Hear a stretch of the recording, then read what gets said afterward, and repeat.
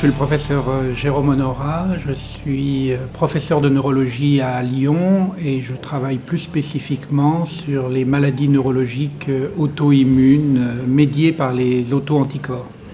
Donc aujourd'hui, je vais vous présenter une conférence sur les encéphalites auto-immunes, particulièrement les encéphalites à anticorps anti-NMDA récepteurs et les maladies apparentées. Notamment discuter s'il pouvait y avoir des maladies psychiatriques auto-immunes directement médiées par des auto-anticorps. Donc c'est l'objet de la conférence que je vais vous présenter aujourd'hui. On peut se demander qu'est-ce qu'il peut bien y avoir comme rapport entre l'oncologie et la psychiatrie. Je vais essayer de vous montrer ça et j'espère de vous intéresser. Alors, je suis chef de service de neuro-oncologie, mais en fait, je m'occupe depuis des années des troubles neurologiques associés au cancer, et particulièrement, je m'intéresse au syndrome neurologique paranéoplasique. Alors, qu'est-ce que c'est qu'un syndrome neurologique paranéoplasique? C'est la survenue d'un trouble neurologique chez un patient qui développe un cancer systémique, en général cancer du poumon ou cancer gynécologique, mais il n'y a aucun rapport entre le trouble neurologique et le développement du cancer, c'est-à-dire qu'il n'y a pas de métastase et pas d'invasion du système nerveux par la tumeur. Alors qu'est-ce que ça donne? Des choses assez spectaculaires. Vous avez ici un premier patient, 38 ans, on découvre devant une fièvre, une altération de l'état général, une maladie de Hodgkin, le 11 novembre 2003.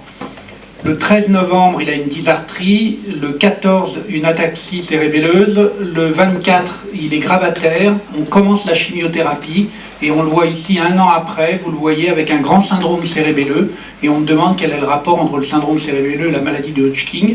Il n'y a aucune métastase, il n'y a aucune cellule tumorale. Il est en rémission complète de son cancer.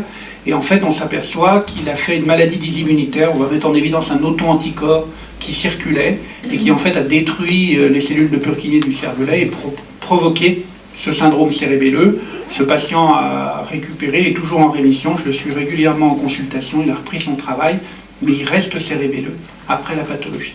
Donc en fait, il y a une maladie dysimmunitaire qui s'est déclenchée. Ce patient est également assez spectaculaire, 56 ans, en février 2000, il fait une neuronopathie sensitive, il a des petits troubles sensitifs. On fait tout un bilan, on voit qu'il y a également un anticorps et on trouve un cancer du poumon à petites cellules. On le traite, on le met en rémission complète et là on le voit 3 ans plus tard. Je lui ai demandé de s'asseoir et de ne pas bouger. Donc c'est pas que je suis pas très persuasif, mais vous allez voir au niveau des jambes, en fait il a une chorée qui s'est déclenchée. On va refaire tout un bilan, on trouve une métastase axillaire de son cancer du poumon à petites cellules qui va être traitée. Il ne va pas y avoir de rémission de sa chorée, elle est calmée par les neuroleptiques, mais elle reste présente.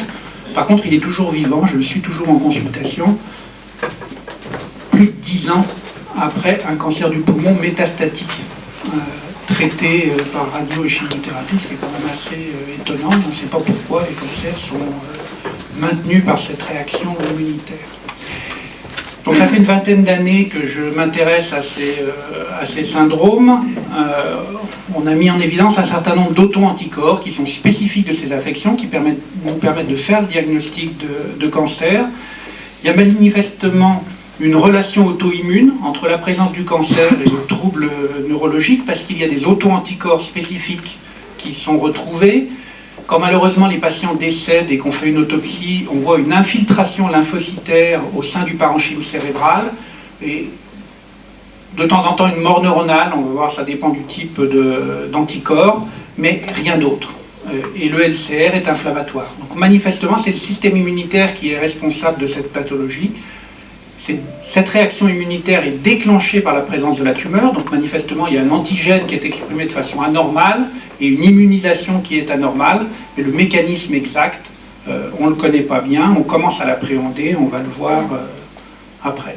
Alors voilà un panel d'auto-anticorps qui ont été décrits. Vous voyez, ils portent tous des noms barbares qui sont liés en général aux initiales du premier patient qu'on a décrit.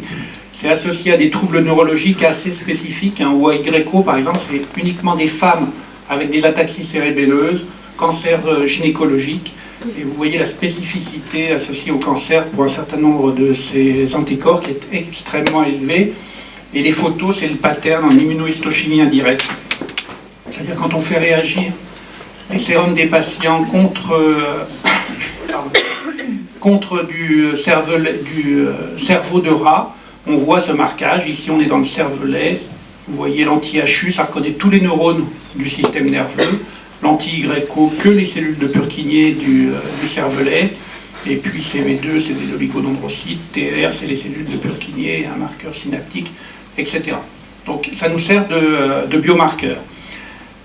À partir de là, on s'est intéressé à un certain nombre de pathologies pour rechercher si ça pouvait être dysimmunitaire. Et on est tombé sur certaines pathologies psychiatriques. Donc on va aborder un peu plus profondément la psychiatrie. Je vous recommande, pour comprendre la pathologie, de lire le livre de Susanna Cahalan, qui est une journaliste new-yorkaise de 24 ans qui travaillait au New York Post. Elle vient d'écrire un livre qui s'appelle Brain on Fire, où elle décrit ce qui lui est arrivé. Donc j'ai pris juste une phrase. Donc elle était journaliste, elle se rend à son journal à New York et elle a simplement l'impression que la journée est bizarre parce qu'elle voit des couleurs dans le ciel extrêmement chatoyantes avant de rentrer dans son journal. Déjà ça l'étonne un peu. Elle fait une interview de façon tout à fait normale et elle explique qu'elle se met à son bureau pour commencer à taper son interview et brutalement elle se met à crier et à pleurer sans arriver à se retenir. Elle finit par balancer tout ce qu'il y a sur son bureau et partir alors qu'elle a l'impression qu'il n'y a aucune raison particulière. Elle arrive chez elle et elle a l'impression de devenir folle, elle le raconte, et ensuite vont s'installer des hallucinations, des terreurs extrêmement importantes. Elle va faire des crises d'épilepsie, elle va être hospitalisée en neurologie, et on va faire le diagnostic d'encéphalite chez cette femme qui a typiquement débuté par un trouble psychiatrique isolé. Chez elle, ça a été isolé pendant seulement quelques heures. Au bout de 24 heures, commençaient à apparaître des troubles neurologiques. Ça n'était plus que psychiatrique. Mais on va voir que quelquefois, ça peut être que psychiatrique. Alors, qu'est-ce qu'elle avait exactement? En fait, elle a une encéphalite à anticorps NMDA récepteurs. Donc, c'est-à-dire qu'elle a des anticorps circulants présents dans le liquide céphalorachidien qui reconnaissent spécifiquement le récepteur NMDA du glutamate, qui, vous le savez, est un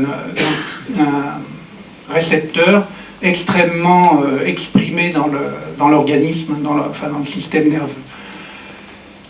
Ça s'exprime comment? Donc on va le voir, les troubles psychiatriques, puis les troubles neurologiques, des dysautonomies extrêmement importantes, et vous voyez une jeune fille qui a un trouble caractéristique de cette affection, c'est la dyskinésie bucco-faciale, qui est extrêmement caractéristique. Si vous voyez ce trouble chez un patient, on doit évoquer une encéphalite à anticorps anti-NMDA. Elle a dû être trachéotomisée, elle a également une dystonie des membres supérieurs.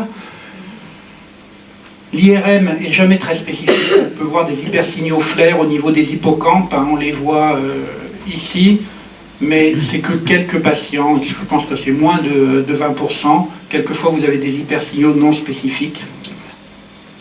Cette affection est décrite en 2007 par Dalmo comme paranéoplasique. Ça survient chez des jeunes femmes qui ont en général des tératomes de l'ovaire, qui sont illustrés en bas sur le scanner, qui sont associés à ces pathologies. Et ces tératomes, qui sont des tumeurs dysembryoplasques, expriment du tissu nerveux, et du tissu nerveux qui exprime le récepteur NMDA.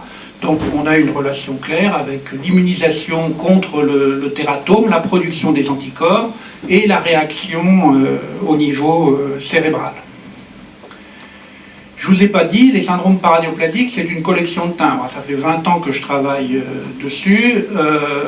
C'est quelques dizaines de patients par an en France. C'est vraiment extrêmement rare. Lorsque Dalmo décrit cette affection, cette encéphalite en 2007, on pense qu'on est dans le même registre. Il décrit 12 femmes qui ont toutes des cancers de l'ovaire. Et en fait, à la fin de l'article, il signale que depuis qu'il a déposé l'article, il a identifié 4 nouveaux cas, ce qui monte à 16. Par contre, un an plus tard, il en publie 100, et 18 mois plus tard, il en publie 450, et cette année 577. Donc c'est beaucoup plus fréquent que tous les autres cas que je vous ai montrés tout à l'heure. Quand je dis beaucoup plus fréquent, on n'est pas non plus dans les milliers de cas par an en France. Hein. C'est quelques dizaines, mais actuellement, on a donc un centre de référence à Lyon. On en diagnostique en France à peu près 50 par an, mais vous verrez la carte, il y a des problèmes de diagnostic. Alors, qu'est-ce que c'est que cet anticorps et comment on l'a détecté? Vous voyez en immunohistochimie, c'est du rat. Vous voyez l'hippocampe ici. En fait, les anticorps des patients reconnaissent spécifiquement le récepteur NMDA dans l'hippocampe. Donc ça, c'est un premier mystère, parce qu'on ne comprend pas bien, alors qu'il est diffus dans tout le système nerveux, pourquoi l'anticorps ne reconnaît que le récepteur au sein de l'hippocampe. Alors c'est chez le rat, on ne sait pas si chez l'homme c'est exactement pareil, très probablement parce qu'il y a des formes particulières de glycosylation qui font que l'épitope est reconnu spécifiquement à cet endroit. Comme il y a eu, maintenant je pense qu'il y a à peu près 700 cas qui sont décrits dans la littérature, on a une meilleure connaissance de la présence ou pas du cancer, et on s'aperçoit qu'en fait, ça n'est pas forcément paranéoplasique, et qu'un certain nombre de patients, d'abord peuvent être des hommes, beaucoup sont des enfants. Vous voyez ici la courbe de répartition en fonction de l'âge, de 0 à 80 ans, et en fonction du nombre de patients. En vert sont les cas paranéoplasiques, et en blanc, les cas non paranéoplasiques. Donc vous voyez qu'on trouve des tumeurs plutôt entre 15 et 35 ans, qui sont avant tout des femmes, et c'est toujours des tératomes de l'ovaire, sauf exception. Mais que chez les enfants, et chez la moitié des femmes, on ne trouve aucun cancer.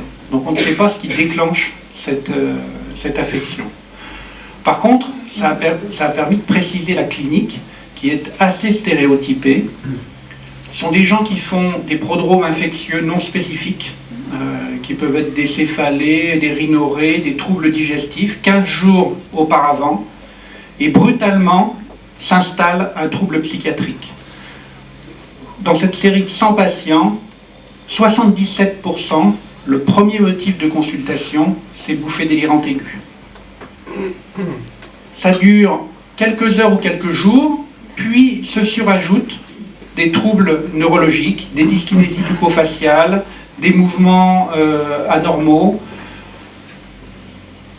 des crises d'épilepsie, et puis des troubles dysautonomiques, avec hypoventilation, troubles tensionnels qui nécessitent une hospitalisation. Donc sur ces 100 patients, dans 66% des cas, ils se sont retrouvés en réanimation avec intubation, ventilation et très fréquemment trachéotomie. Je dis dans cette série de 100 patients, parce que dans notre série actuellement, il y en a de moins en moins qui sont hospitalisés en réanimation, parce qu'on fait plus facilement et plus rapidement le diagnostic. Et puis que je pense que dans cette première série, on a identifié les cas les plus graves, et les cas les plus graves étaient en réanimation. Donc la part psychiatrique est extrêmement importante, mais très rapidement, les psychiatres qui ont en charge ces patients se posent des questions à cause de l'apparition de troubles neurologiques surajoutés. Il y a un élément extrêmement important, c'est que très fréquemment, ces patients ne supportent pas les neuroleptiques et font des mouvements anormaux ou des troubles à ces traitements très rapides. Donc je pense que c'est également un élément d'évocation du diagnostic. Alors, c'est quoi les troubles psychiatriques? Alors, ils peuvent être extrêmement importants. Vous voyez, c'est une jeune femme qu'on a eue cet été, avec une catatonie importante. On revoit la dyskinésie bucco-faciale, et elle était quand même assez auto-agressive, parce que vous voyez qu'elle s'est mangé 2 phalanges qu'il a fallu amputer, sur un trouble qui s'était installé et qui était étiqueté comme psychiatrique depuis 4 mois, et c'est ses sœurs qui ont insisté pour qu'on fasse une IRM, parce que l'ensemble des médecins qui les voyaient l'avaient étiqueté comme trouble dissociatif, et considéraient que ça n'était pas organique, et c'est sur l'IRM qu'on a vu des anomalies qui ont conduit ensuite à la réalisation de la ponction lombaire. Alors c'est un cas un peu extrême, on voit en général des épisodes psychotiques aigus, des bouffées délirantes. Un état maniaque est possible. Les hallucinations visuelles et acoustico-verbales sont pratiquement constantes. Et il y a des cas de schizophrénie, d'hyper-religiosité, de Clover-Bussy qui ont été rapportés. Donc, il y a quand même un large panel. On en discutera tout à l'heure. En tout cas, ça débute de cette manière chez la plupart des patients. Les dyskinésies, elles peuvent être extrêmement spectaculaires, pas forcément très spécifiques, mais elles se ressemblent quand même. Vous voyez ici un patient d'Amiens à gauche et une patiente de Medellín en Colombie à droite. Donc a priori, on ne peut pas dire que c'est une hystérie de groupe. Ils ne se sont pas rencontrés. Donc voilà, c'est le panel des mouvements anormaux qui sont assez riches et particuliers. Les histoires à chaque fois sont intéressantes. Le patient de droite à Amiens, il était en réanimation, intubé et ventilé après ces épisodes de dyskinésie extrêmement importants. Au moment où on a fait le diagnostic, les réanimateurs nous ont dit c'est pas la peine parce qu'il va mourir, il est en défaillance multiviscérale sur une surinfection importante, on ne va pas le traiter. Et on l'a finalement traité, vous verrez le résultat tout à l'heure. Alors ça touche l'enfant, également avec des mouvements anormaux. Il y a un peu moins de troubles psychiatriques chez l'enfant dans les signes initiaux. C'est plus un mutisme et des mouvements anormaux. On retrouve les dyskinésies bucco-faciales. Par contre, les enfants sont, comme les adultes, très très fortement handicapés et complètement grabataires.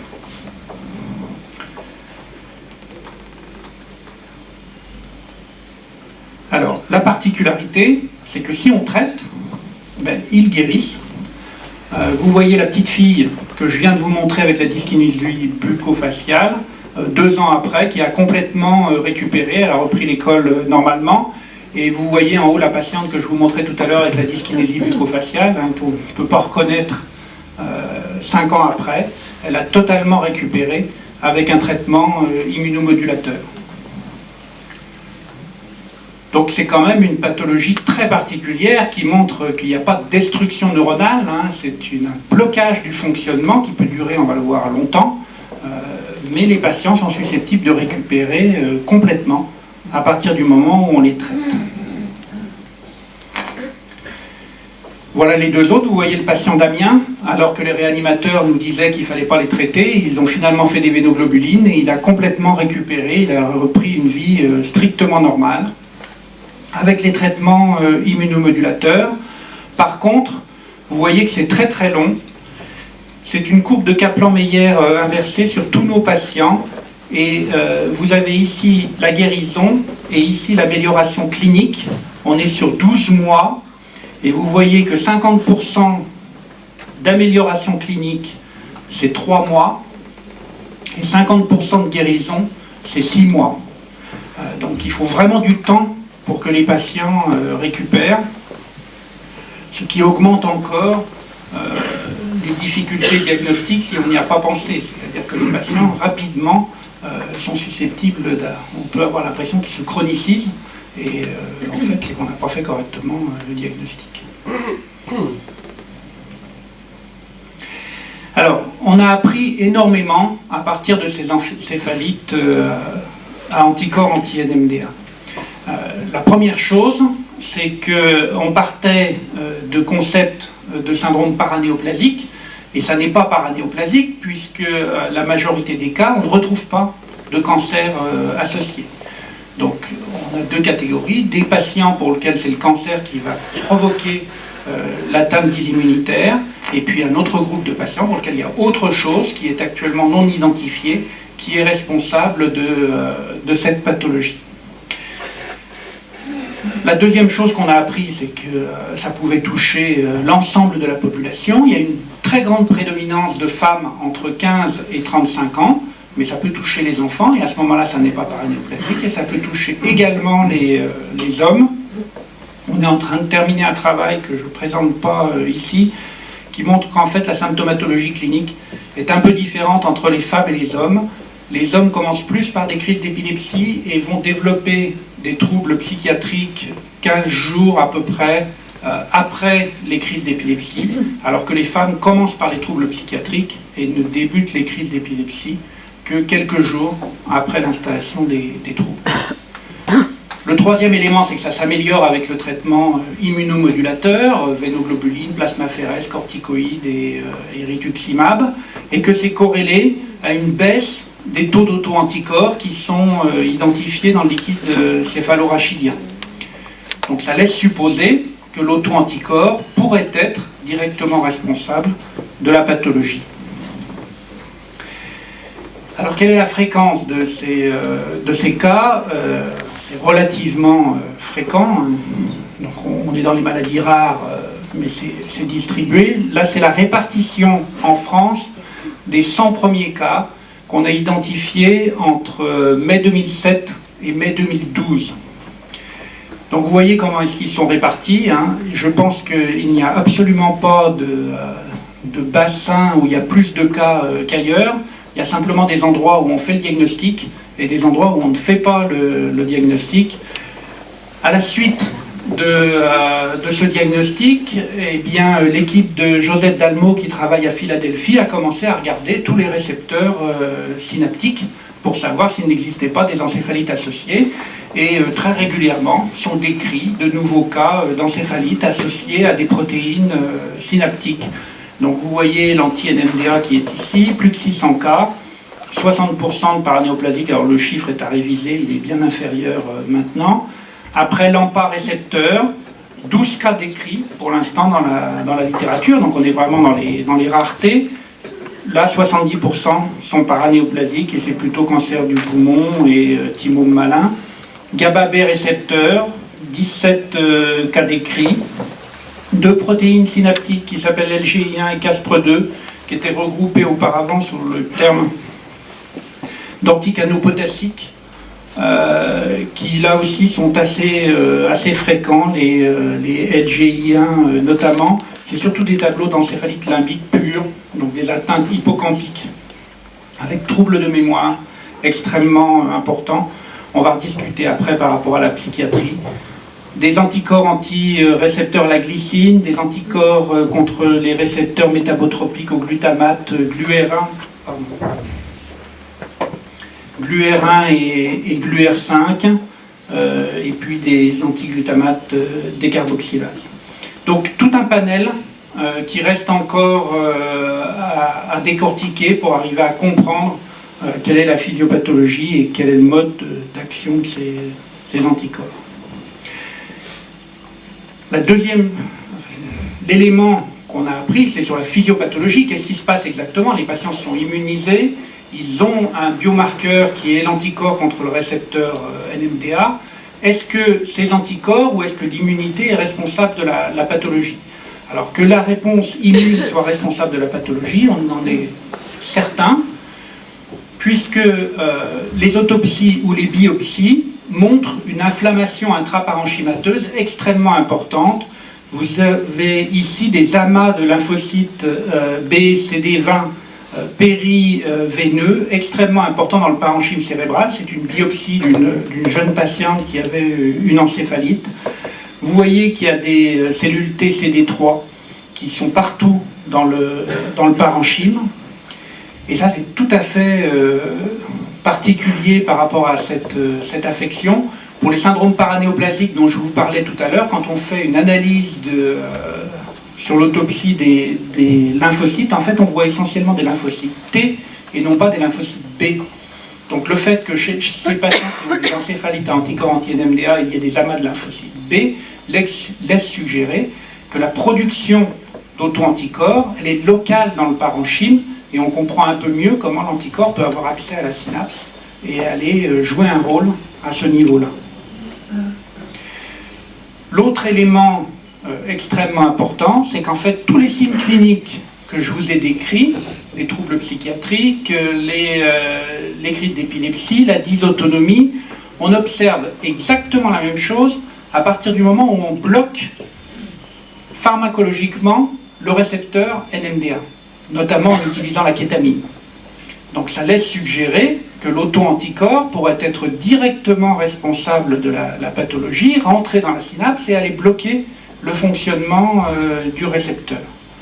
Mais là aussi, il faut encore le démontrer. Il faut avoir un modèle expérimental qui démontre que les anticorps sont capables de rentrer dans la synapse et de provoquer cette pathologie. Donc on a essayé de s'attacher à le démontrer, et on a conduit un certain nombre d'expériences. Donc là, je vous montre des expériences qu'on a fait chez le rat avec Mario Manto, qui travaille en Belgique, à Bruxelles. Il fait de la microdialyse. Donc vous voyez qu'il peut descendre dans l'hippocampe de rat une petite sonde et injecter directement les anticorps et doser les différents métabolites. Donc on a mis des anticorps de patients, enfin des liquides céphalorachidiens de patients que vous voyez en rouge, et on a dosé les taux de glutamate. Et vous voyez que si on compare par rapport à des patients en bleu qui avaient des encéphalites virales non auto-immunes, les taux de glutamate sont beaucoup plus élevés lorsqu'on injecte les liquides céphalorachidiens de patients. Et quand on purifie les IgG, ici on a pris des anti-gréco face à des anti-NMDA, et ici en rouge, les taux de glutamate sont extrêmement augmentés lorsqu'on met des anti-NMDA récepteurs. En plus, plus on met d'anticorps, plus les taux de glutamate s'élèvent. C'est tout à fait linéaire, ce qui est tout à fait en faveur d'un rôle direct des auto-anticorps. On a regardé également ce que ça faisait sur l'activité corticale. En fait, à partir du moment où on injecte les anticorps, on libère l'activité corticale, ce qui pourrait expliquer les phénomènes délirants qui sont observés, les bouffées délirantes, parce qu'il n'y a plus de contrôle GABAergique sur les réseaux corticaux. Donc c'est également un argument. Un travail qu'a fait l'équipe de Joseph Dalmau à Philadelphie sur des neurones en culture, cette fois in vitro. Il a montré que lorsqu'on mettait ces neurones en culture et qu'on regardait l'expression à la membrane du récepteur NMDA, en présence ou en absence d'auto-anticorps anti-récepteurs, il y avait en fait, après 3 jours, une internalisation extrêmement importante du récepteur NMDA, et que si on lavait les cultures, on enlevait l'anticorps et il y avait réexpression à la membrane du récepteur, ce qui montre que l'effet est réversible, mais que la présence de l'anticorps provoque une internalisation du récepteur, et on sait très bien depuis des années, pour l'avoir fait par différentes techniques, qu'à partir du moment où vous dérégulez la synapse en provoquant l'internalisation du récepteur NMDA, vous avez une réexpression des récepteurs AMPA qui vont compenser, mais qui vont provoquer un fonctionnement neuronal tout à fait anormal en réponse aux stimulations. Donc il y a quand même des éléments physiopathologiques extrêmement importants pour penser que l'anticorps joue un rôle direct. Alors on a essayé de pousser encore plus loin avec Laurent Groc à Bordeaux, qui a des capacités de faire de ce qu'on appelle du quantum dot. Alors le quantum dot est montré ici. En fait, c'est le marquage spécifique d'un récepteur NMDA à la membrane et de suivre en vidéomicroscopie son mouvement. En fait, un récepteur synaptique ne reste pas fixé dans la synapse, il flotte dans la membrane lipidique, et c'est simplement la présence de protéines synaptiques qui permettent l'accroche du récepteur. Il y reste pendant quelques millisecondes, puis il est à nouveau éjecté et il revient, et le temps qu'il va passer dans la synapse est lié à son affinité avec les protéines qui s'y trouvent ancrées par un certain nombre d'autres protéines qui sont présentes à l'intérieur du cytoplasme. Donc en utilisant cette technique, on a commencé par regarder si on voyait l'internalisation du récepteur. Et vous pouvez voir ici qu'après la 2e heure, on commence à voir l'internalisation du récepteur NMDA qui est maximum à 20 heures en présence des anticorps anti-NMDA de patients. Alors on a montré que ça modifiait les flux calciques, mais peu importe, on a surtout regardé les mouvements. Et pour regarder les mouvements, le récepteur NMDA est constitué de 4 sous-unités, 2 NR1 et 2 autres qui sont soit 2B, soit 2A, qui sont des sous-types de récepteurs. Donc on a regardé les mouvements des deux, 2A et 2B. Vous voyez qu'en condition contrôle, la synapse est marquée ici en gris. En condition contrôle, la 2A passe un temps extrêmement important dans la synapse ou à proximité, et la 2B se promène mais passe un temps important dans la synapse. En présence des anticorps des patients, vous voyez que le B est complètement bloqué à l'extérieur de la synapse. Il n'y a plus de mouvement du tout des récepteurs 2B. Ce phénomène est tout à fait reproductible. Vous voyez en noir ces 5 patients différents dont on a purifié les IgG, et en blanc 3 contrôles. Il n'y a aucun effet avec le contrôle, il y a un effet tout à fait significatif avec les IgG de patients. Et on a également testé des dilutions différentes, et vous voyez qu'il y a un rôle très clair. Plus on dilue, moins on a d'effet. Alors avec Laurent Groc, on a poussé encore plus les investigations pour comprendre pourquoi l'anticorps était éjecté de la membrane, de la synapse, avant d'être internalisé. Et il a été possible de démontrer que c'est l'interaction avec l'éphrine B2. L'éphrine B2 est une protéine d'ancrage du récepteur dans la synapse, et donc elle interagit avec le récepteur NMDA, et c'est cette interaction qui est bloquée par les auto-anticorps, et donc qui provoque l'éjection du récepteur de la synapse. Donc on a pu montrer in vitro, on a montré que c'était réversible à partir du moment où on mettait le ligand de l'éphrine B2 dans le bain de culture. À ce moment-là, le ligand permet l'ancrage du récepteur NMDA, et l'anticorps ne peut pas agir. Si on enlève le ligand, l'anticorps se met entre les deux et provoque l'éjection du récepteur NMDA. Et on a montré également que c'était vrai in vivo, c'est-à-dire quand on injectait dans l'hippocampe d'animal, avec les IgG contrôle, il y a l'expression du récepteur NR1 normal. Si on met les anti-NMDA, il y a diminution de l'expression du récepteur NR1, il est bien internalisé après 7 heures. Mais si on co-injecte les anti-NMDA avec le ligand de l'éphrine B2, on a maintien de l'expression du récepteur à la membrane. Donc actuellement, on ne peut pas faire de l'éphrine B2 pour l'injecter au patient, mais manifestement, ça pourrait être une voie thérapeutique intéressante. Donc voilà un schéma qui résume le mécanisme. Vous avez le récepteur NMDA avec les fractions 2A qui interagit avec l'éphrine B2. L'anticorps vient se mettre entre les deux, donc il s'est éjecté de la synapse, puis après ils sont pontés et internalisés. Et on a des arguments expérimentaux, que je ne vous décrirai pas ici, qui laissent supposer que ça agit principalement sur les neurones GABAergiques.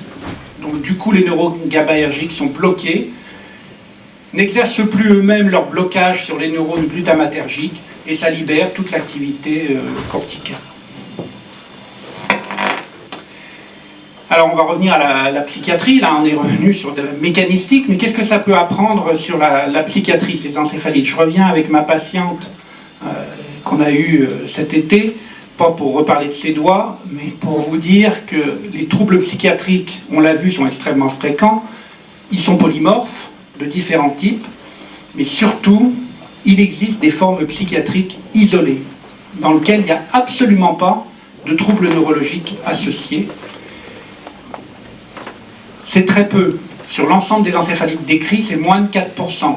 Donc ça fait quelques dizaines de patients. Ça doit faire 15 patients décrits actuellement, dont la moitié sont des récidives. C'est-à-dire on sait déjà qu'ils ont fait une encéphalite, et quelques mois ou années plus tard, ils récidivent sous une forme psychiatrique pure. Donc là, le diagnostic n'est pas difficile à faire, ils ont déjà fait une forme avant. Mais il y a au moins 5 patients qui n'ont qu'une forme psychiatrique. Il n'y a pas d'autres troubles, donc il faut être vigilant pour pouvoir faire le diagnostic. Alors qu'est-ce qu'ils avaient comme présentation clinique? Des impressions de déréalisation, très fréquentes dans 3/4 des cas, des troubles de l'humeur avec des aspects maniaques dans leur sémiologie dans 70% des cas, l'agressivité impulsive, très fréquent, 60% des cas. Alors par expérience dans un service de neurologie ouvert, quand on a un patient avec une encéphalite anti-NMDA et qui tape les infirmières, sur des bouffées d'agressivité brutale, c'est pas très facile à prendre en charge, et c'est vrai que c'est très fréquent. On ne comprend non plus pas bien, vous avez quelqu'un qui est doux comme un mouton avec lequel vous discutez sans aucun problème, et puis d'un seul coup il se lève et il tape. Et ça paraît assez particulier, mais c'est très fréquent dans cette pathologie. Et vous voyez les hallucinations acoustico-verbales extrêmement fréquentes. Alors pour essayer de vous convaincre que ça existe, les formes psychiatriques, je vous présente une observation qu'on a récemment diagnostiquée. C'est une jeune femme qui est née en 1992. Elle a un BEP d'hôtellerie et restauration. Elle n'a pas d'antécédent particulier. Elle a un frère aîné qui est en bonne santé. 2010, elle a alors 18 ans. D'abord, elle a un ralentissement idéomoteur important, et puis la famille signale que depuis l'âge de 17 ans, elle a des troubles de mémoire que eux jugent tout à fait pathologiques. Notamment, elle doit se faire accompagner quand elle va dans un endroit inconnu, parce qu'elle n'est pas capable de reconnaître et de retourner chez elle à partir du moment où elle y a été, et qu'elle est très gênée dans son activité professionnelle. Elle oublie un certain nombre de choses. Donc elle est réexaminée, elle a un rappel des événements récents qui est compliqué, elle a des troubles de l'orientation, elle est gênée dans le travail, je viens de vous le dire. Par contre, le langage est strictement normal, la mémoire ancienne est normale, le comportement et les praxis sont tout à fait normaux, et l'examen neurologique ne montre aucune anomalie particulière. Simplement, elle a un MMS à 20 sur 30 à cause de la mémoire, avec un bref à 18 sur 18. Elle se rappelle 3 mots sur 5 au rappel immédiat et 0 sur 5 au rappel différé. Et elle a un contact étrange avec un regard fixe. Ce sont les seules anomalies. Donc du coup, on lui fait une ponction lombaire qui est tout à fait pathologique. Elle a une protéinorachie qui est normale. Elle a 20 lymphocytes et elle est positive pour les anticorps anti-NMDA récepteurs. Donc elle est en cours de traitement par immunomodulateur. Donc je vous montre cette observation parce que je pense qu'elle est assez illustrative des difficultés diagnostiques dans lesquelles on peut se retrouver.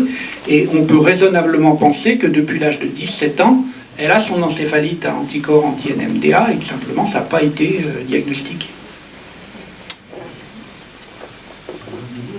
Finalement, qu'est-ce qu'on peut apprendre en psychiatrie de ces encéphalites à anticorps anti-NMDA récepteurs? Je pense que la première chose, c'est qu'elles remettent au centre de la problématique le récepteur NMDA. Et qu'il faut se reposer la question de quel est le rôle de ce récepteur dans la symptomatologie psychiatrique qu'on est susceptible d'observer. Je pense que nos travaux remettent également en piste l'éphrine B2. Parce que si les troubles d'interaction entre l'éphrine B2 et le récepteur NMDA sont responsables de l'encéphalite, on peut penser que dans d'autres pathologies, ou notamment dans des pathologies génétiques, s'il y a des anomalies, des interactions entre l'éphrine B2 et le récepteur NMDA, ça peut conduire à des troubles psychiatriques. Ça ouvre, je pense, la voie de nouvelles réflexions sur les traitements potentiels des affections psychiatriques, notamment en discutant sur la zone épitopique reconnue par les auto-anticorps, qui est très particulière parce qu'en fait, c'est une zone clamshell en forme de coquillage qui est commune à un certain nombre de bactéries et qui a été retransposée sur le récepteur par la nature. Donc ça ouvre aussi des perspectives sur la physiopathologie et de se demander quel type d'infection est susceptible de provoquer ces encéphalites. Et puis vous voyez qu'on est très proche d'autres sites de régulation du récepteur, donc ça ouvre des pistes intéressantes de recherche. L'autre question qu'on peut se poser, c'est est-ce que les anticorps anti-NMDA récepteurs pourraient être des marqueurs des maladies psychiatriques? Et en fait, est-ce qu'on peut les rechercher chez les patients? Alors je vous ai mis un certain nombre d'articles, il y en a d'autres qui ont testé la présence de ces anticorps. C'est très très compliqué, parce qu'il y a différentes techniques pour mettre en évidence ces récepteurs, qu'on ne sait pas, est-ce qu'il faut un épitope spécifique pour parler de rôle physiopathologique direct, qu'en plus, tout ce que je vous ai décrit, on parle de patients qui ont des encéphalites, donc qui ont une inflammation de l'encéphale. Donc ça veut dire qu'il faut qu'il y ait une réaction immunitaire au sein de l'encéphale. Le meilleur témoin de cela, c'est soit la biopsie ou l'autopsie pour montrer les cellules inflammatoires, soit la ponction lombaire qui montre l'inflammation du liquide céphalorachidien. Bien évidemment, dans tous ces articles, on n'a pas du tout fait de PL, on a regardé dans le sérum des patients s'il y avait ou pas des anticorps. Et on n'est pas du tout certain que la valeur de la positivité dans le sérum est la même que dans le liquide céphalorachidien. Donc pour l'instant, ça reste à débrouiller, il faut faire un certain nombre de recherches pour comprendre si on est susceptible d'avoir des patients, ou si ça peut être utilisé comme biomarqueur de façon générale. Alors il y a tout un travail qu'on est en train de mener avec Marion Leboyer qui montrerait qu'il y ait un peu plus d'anticorps sériques dans des patients schizophréniques, mais on en retrouve chez des témoins donc, qui n'ont aucune pathologie neurologique. Alors à titre faible, c'est 3 patients, c'est 2,9%, mais en tout cas ça illustre bien qu'on ne peut pas faire une corrélation stricte entre la présence d'un anticorps dans le sérum et l'existence d'une pathologie quelconque. Et il va falloir encore des travaux pour préciser comment on peut utiliser ce marqueur. Ceci dit, je pense que c'est une ouverture extrêmement importante sur la corrélation entre troubles psychiatriques et maladies dysimmunitaires centrales. J'ai repris ici les différentes manifestations cliniques. Ici, c'est un cas clinique avec un anti-AMPA récepteur. Vous voyez installation progressive de troubles du comportement ressemblant à une psychose aiguë. C'est la façon dont ils décrivent la présentation clinique du patient qui était extrêmement psychiatrique. Donc l'NMDA, on en a reparlé. L'AMPA récepteur, donc présentation psychiatrique, troubles affectifs, GABA-B récepteur, hallucination, paranoïa, troubles du comportement, LGI1, apathie, irritabilité, et CASPRE2. On peut également avoir des troubles mnésiques, il y a un peu moins de troubles psychiatriques. Mais en tout cas, il y a d'autres auto-anticorps synaptiques qui peuvent être associés à des pathologies psychiatriques. Je voudrais terminer sur Susanna Callahan. Vous la voyez avant et après sa maladie, et puis pendant, au milieu, vous voyez que ça l'a transformée.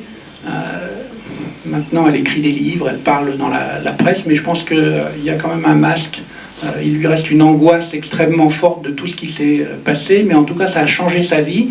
Et je pense aussi que le diagnostic d'encéphalite à anticorps anti-NMDA récepteur doit changer la vie de tous les psychiatres en réfléchissant que quelquefois, il y a des pathologies organiques qu'il faut savoir rechercher et dépister et qui sont extrêmement importantes pour le patient. Donc je pense qu'il ne faut pas méconnaître ces pathologies auto-immunes, qu'il va falloir réfléchir maintenant comment est-ce qu'on peut les utiliser comme biomarqueurs, où est-ce qu'il faut les rechercher. Et c'est vrai que la ponction lombaire est agressive, mais dans un certain nombre de cas, ça peut être extrêmement important pour le patient. Que les auto-anticorps vont nous servir d'outils d'étude pour comprendre le fonctionnement du récepteur, et avec des avantages extrêmement importants du point de vue de la recherche fondamentale par rapport à la génétique, parce qu'on a directement un outil qui va agir sur le récepteur, et puis ça ouvre, je pense, de nouvelles perspectives diagnostiques et thérapeutiques importantes. Voilà, je veux juste clore avec, pour dire que ça ne se passe pas tout seul, c'est pas moi qui ai fait tout le travail. On a un centre de référence sur les syndromes paranéoplasiques et les pathologies auto-immunes centrales, et une équipe INSERM, et tout un réseau de recherche fondamentale pour pouvoir travailler sur ces pathologies. Voilà, merci.